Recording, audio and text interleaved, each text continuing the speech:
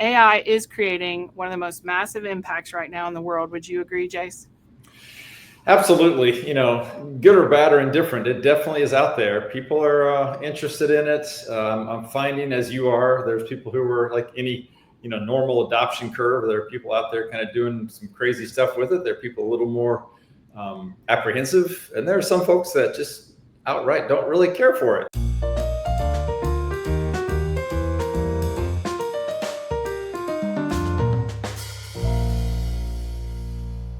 Before we get too far down the road, Jace, why don't you tell everybody a little bit more about yourself and your background, and then we'll get into talking about why are we doing this?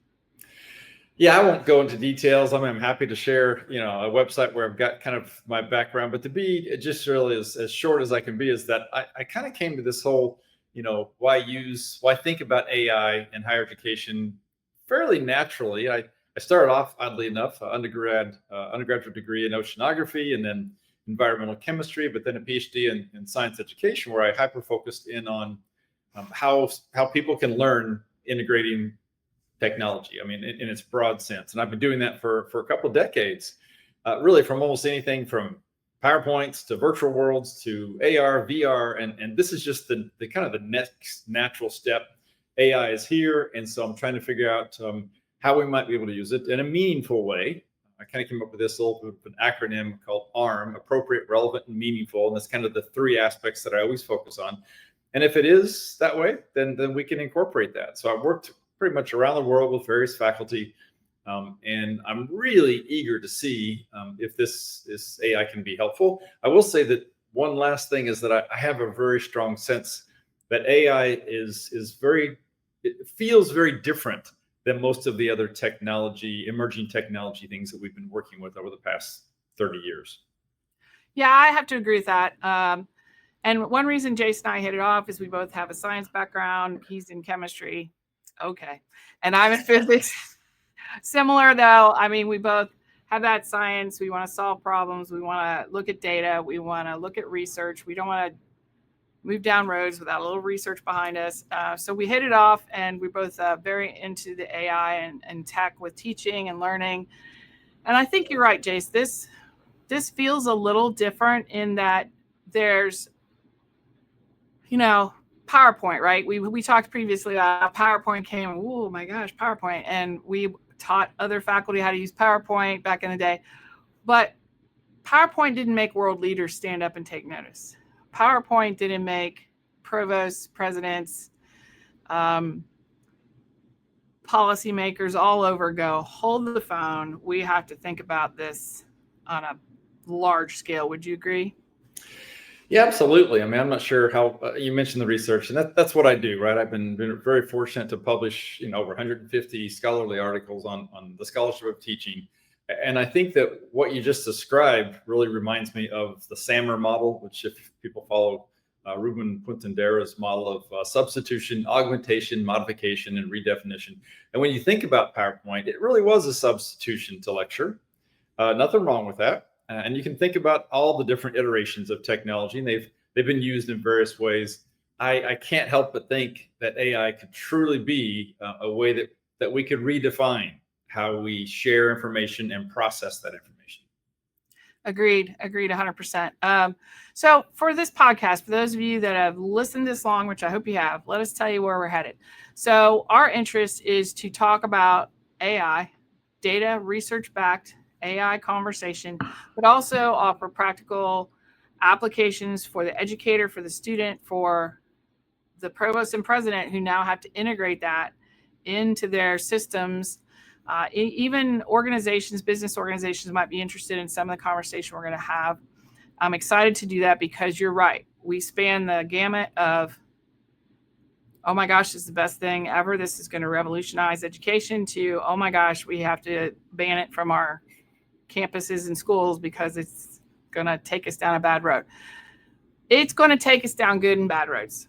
It's not that it's going to be all good, all bad.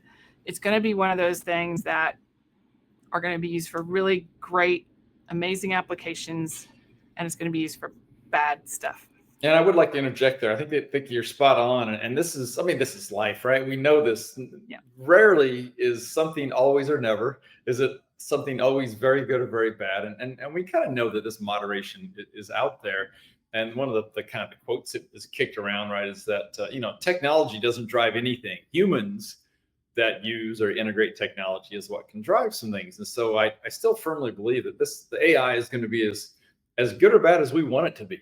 It's no better, no worse. It's going to be human driven. It's all about us. And I think the key right now is just to try to learn as much about it as we can, so we can be as intentional about how we're going to use it or avoid it.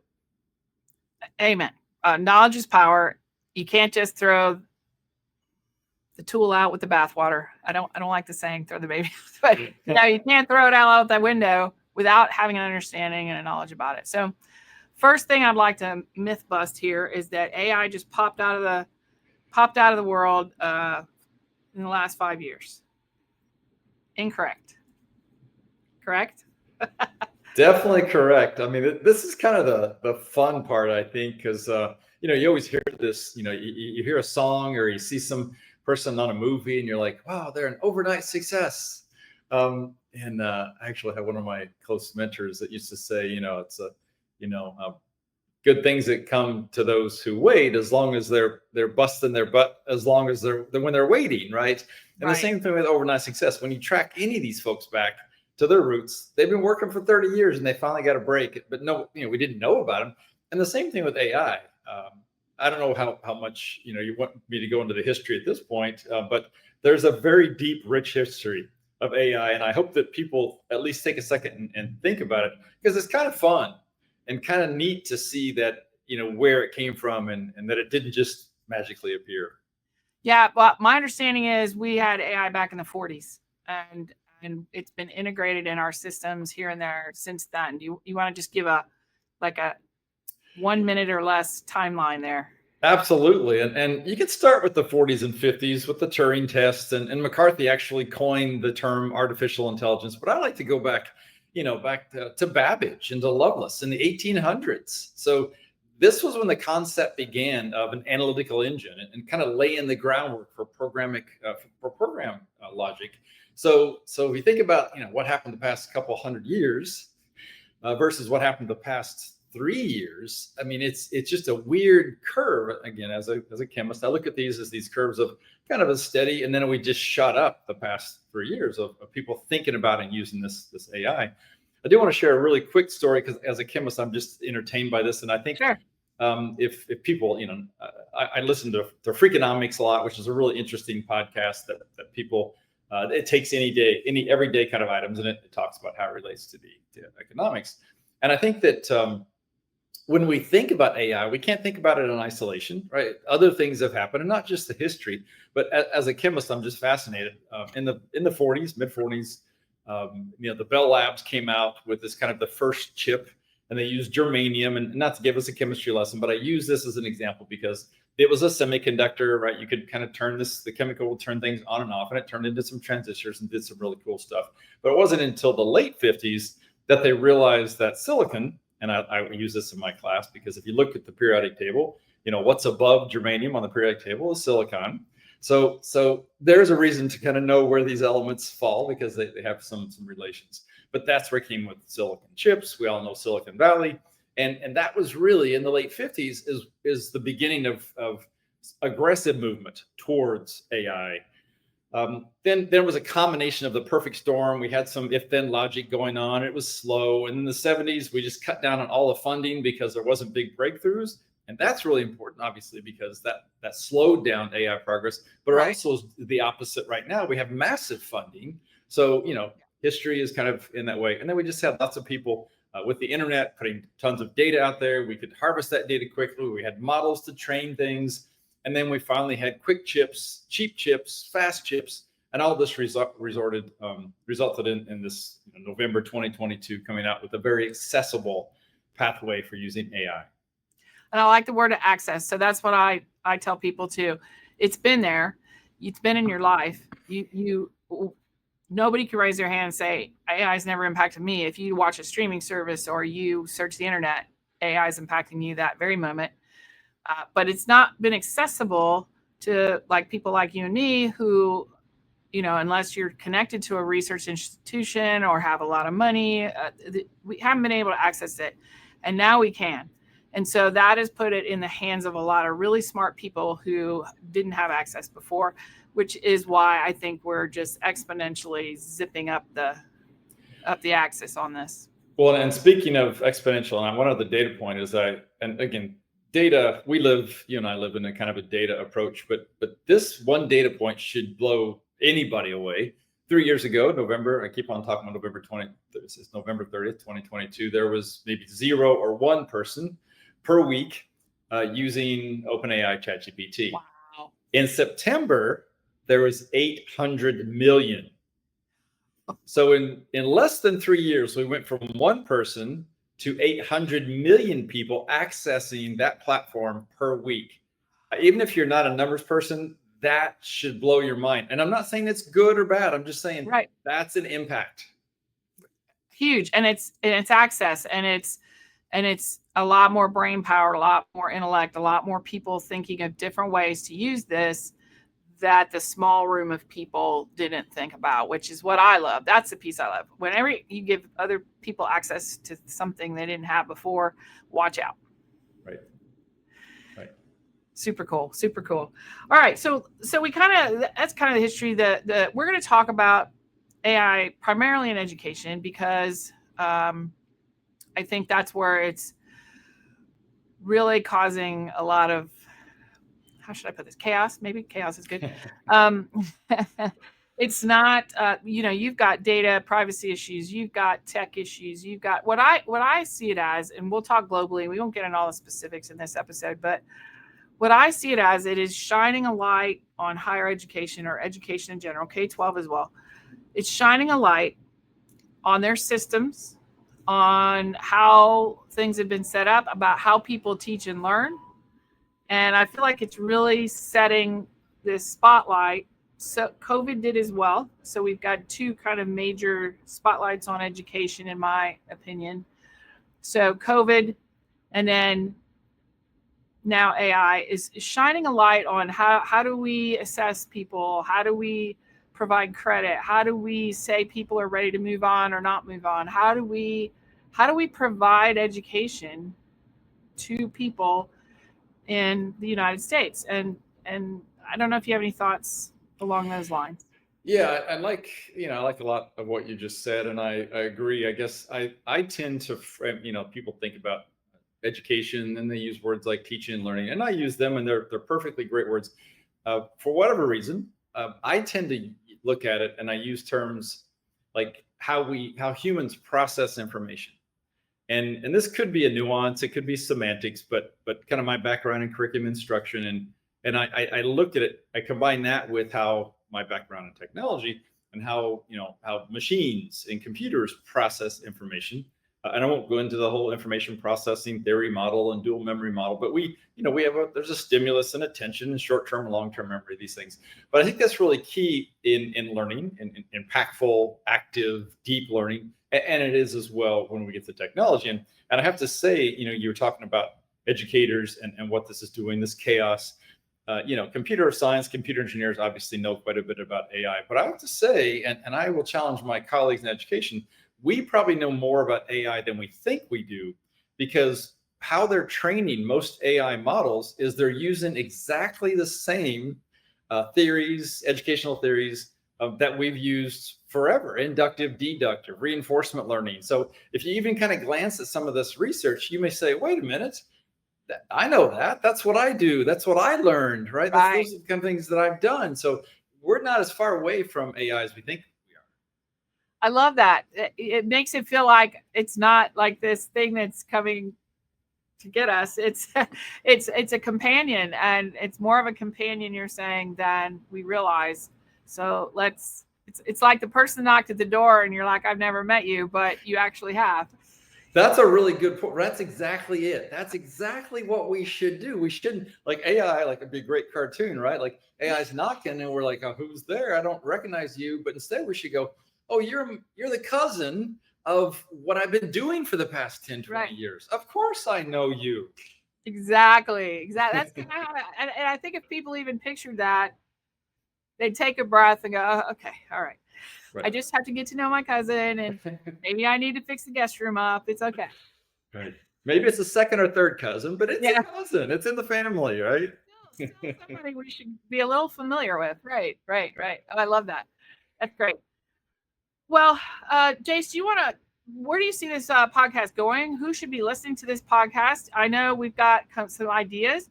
If people want to put comments below about ideas that they have for us to talk about or questions they've got for education, what are some kind of topical areas or areas you think we're going to get into during this podcast?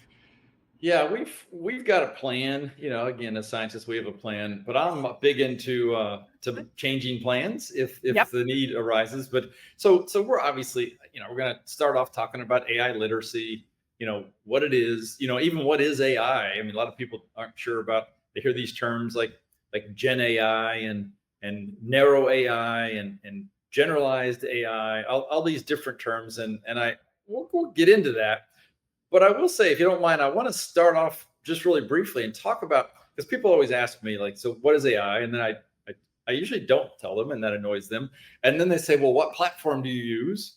And I usually, again, don't answer them, and that annoys them. But I usually say something like, well, what car do you drive? And they're like, did you not hear my question? I'm like, no, I heard your question. And it's the same old question, like, oh, well, I drive a Chevy, or I drive a whatever. And like, is that car good? Right? Is a a Cabernet wine good? Right? So I don't want to even go down the road of it. What platform is good or not? I mean, everything has a purpose, and each of the platforms. Sometimes you want to use a truck, sometimes you want to use a car, a sedan, whatever. Exactly what I was going to say. Same as with these platforms. So you've got to know the platforms well enough to know what it is that you want, that will work for you. I will say though that I usually, when they stop being annoyed with me, I usually kind of ask them a couple of questions before we get to AI, before we get to an AI platform or selecting that. And even before we start calling it a tool, I've got this whole thing that I strongly recommend that people think about AI as a philosophy. And again, some of them will go that those are words, and I understand, but they don't go together. But I think that we need to think about, like, what is our disposition of AI individually, as a unit, as an industry, whatever it might be, because we all know that, I'm saying this as a chemist, disposition drives how motivated we are to engage, right? We want to be more intrinsic as opposed to extrinsic. But if we're afraid of it, if we don't like it, right, we're not going to engage in it as often as we would like to. And along with that, we've got to think about, as I mentioned, how humans learn, how curious we are. I mean, I play with this stuff a lot just because I'm curious about what might happen. We've got to think about our philosophy on how flexible we are. What is our adaptability quotient? How easy are we to adapt to things? Because I guarantee you that there's going to be a lot of changes going on here. How do we embrace what I call failed events? I don't call them failures. Failures sounds terminal. Failed events is more temporal. Love that. You need to be ready to go through multiple, often frequent failed events when you're working with AI.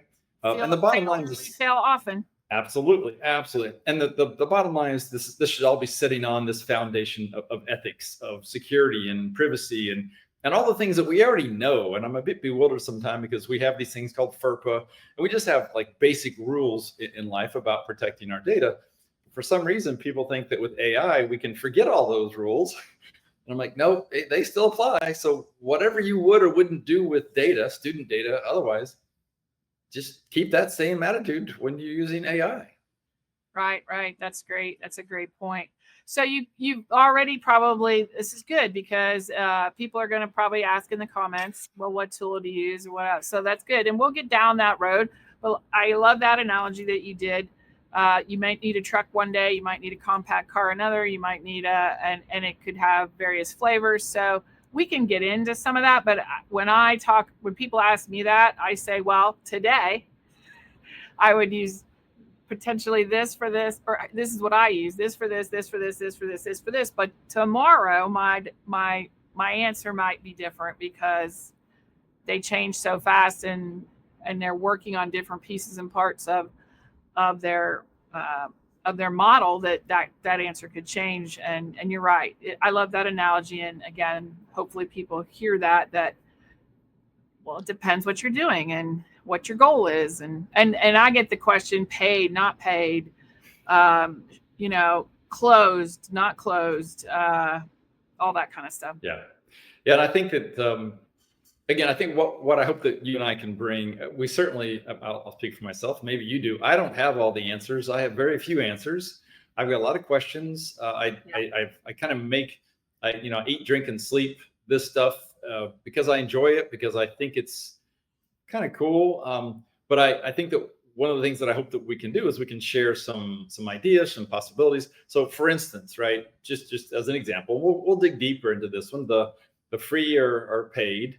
That is a question, but to me, it's not a question of paid or not. It's a question of equity, and who can afford it, who can use it, and so forth. And something people need to realize that most free accounts actually are using a very similar language model as the paid account. So that's one of the things as far as are you getting a powerful engine? Yes, you are. What you're losing is what's called the tokens, which is just another way to say you have a limited amount of questions that you can ask, and prompts, if you want to call it that.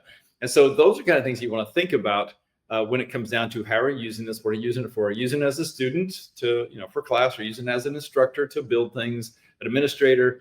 So I think that there are some ways, but I will say just one quick story. When, way back when we used to purchase like Microsoft Office for like $200 or $300 or $400 for the suite, and people would say, do we have that kind of money to have those licenses? And we'd find money for it in different schools. And then they came out with apps. And I remember I said, this costs $199. I used to say, this app is $199. And somebody would say, well, we don't have $199. And I'm like, no, $1.99, right? And so all of a sudden now technology became very cheap. Now, Right. are these subscriptions $1.99? No, but at $20 a month, if you average that out per day and how much you're using it. So again, I'm not selling it. I don't get any royalty off of this, but I'm just saying we can think about those funds of what we used to spend for technology. What we can get for $20 a month is exponentially more powerful than we've ever spent money on in schools. That's a great way to look at it. I often talk to small business owners and things that are like, I can't, I can't afford that. And I'm like, well, what's your time worth? If AI, your time's worth more than $20 an hour, but let's say it's $20 an hour. If AI saves you an hour of work every month, which unless you're not even opening it, it saves me probably an hour of work every day. But that's it's an easy choice then. And if you're looking at hiring part-time, hiring full-time, hiring this part or that part of your organization, it's worth it. So that's another way to kind of look at it. And it's also maybe you skip every other day when you go through the Starbucks line, and then you've paid for it. So yeah, I think that those are really good. And I know people always I've heard already of, well, what about the environment, and what about all the that's building, true. the chips, and the people that own these, and the billions of dollars, and the $1 trillion server farm being built in Texas.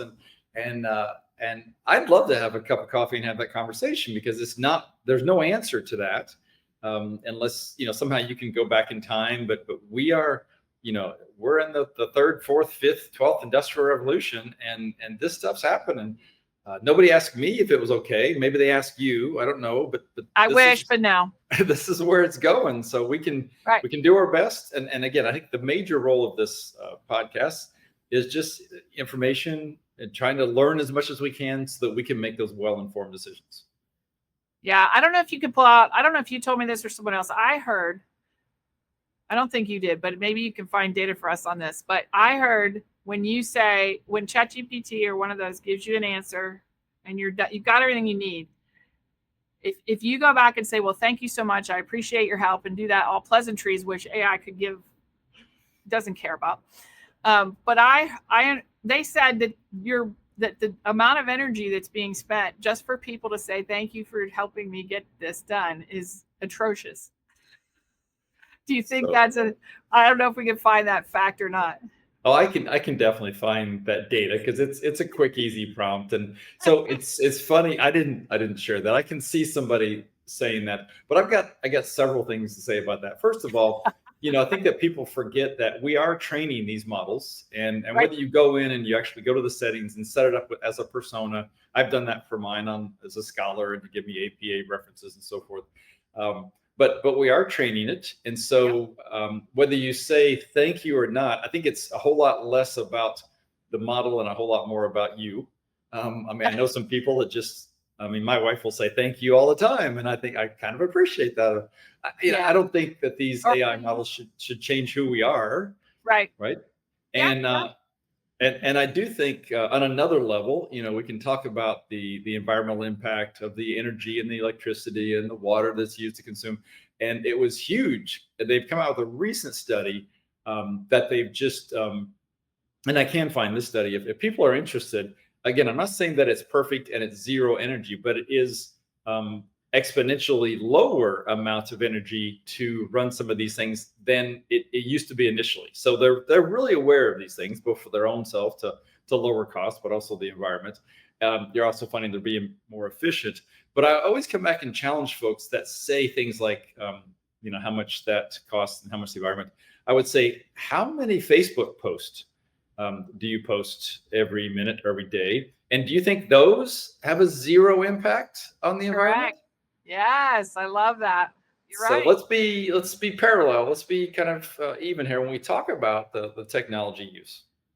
Well, and the AI that is being triggered by all of those posts that's going around and aggregating or doing all of that. So you're right. I don't know if you could hear that. I did have a train go by, but the train has left the station, and whether it's right or not, there's only so much history we can turn back.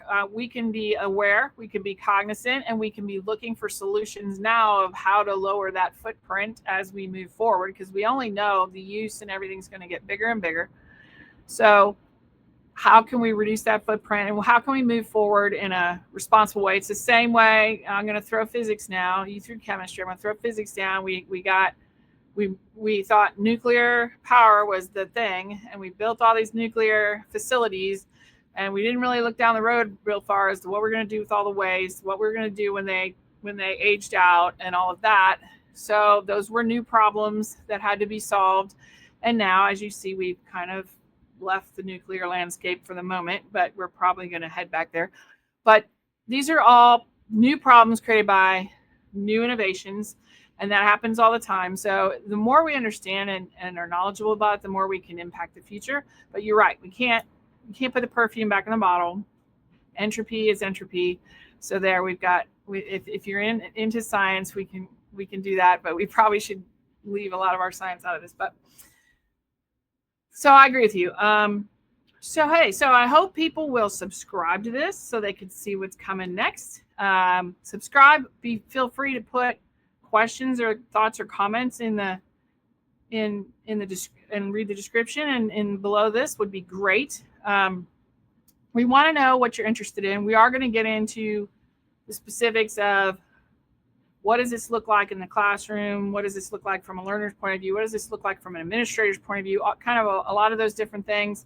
We're going to provide applicable practices and thoughts and solutions around some of this. As we see it now, it'll change tomorrow. But this is one podcast that'll age out pretty quickly, right? Yes. Each episode. Yeah, and I think I like all that. And again, we've tossed out some topics. I'll mention Freakonomics again. I love it because they basically ask viewers, what do you want us to kind of dig deep on? And I'd love to do the same thing. If we don't hear any suggestions, we've got some things. I won't give another quick little advanced organizer that we have a session planned on OpenAI's custom GPTs. I've created a lot of these. If you're interested in that, give me an email. I'm happy to teach you. I'm happy to create one for you. I think that's where you and I stand on this. We're really just looking at this as a service. I think you and I probably know a little bit more of AI, but we're all just running as fast as we can alongside this, and hopefully, running together, talking to each other, collaborating, and helping each other out. Exactly. And if you hear one thing you think will benefit you, you can focus on, if you can create a couple GPTs that will make your life easier after you listen to that episode, win, right? You can get off the train at any point. You find a valuable station and get back on later when you need some more stuff. That's kind of what I feel like I've done. I get on, I learn, and then I get off and apply. And then I go, okay, what's new? Here we go. So, and Jace is great because he runs way faster than I do. So I might do that, but it's probably in the wrong direction. So love that. All right. Well, thank you, Jace. I hope everybody enjoyed this first episode. Please subscribe and check out our next one soon. And thanks for listening, Jace. Thanks for joining. This was fun. Yeah, absolutely. I'll look forward to the next ones.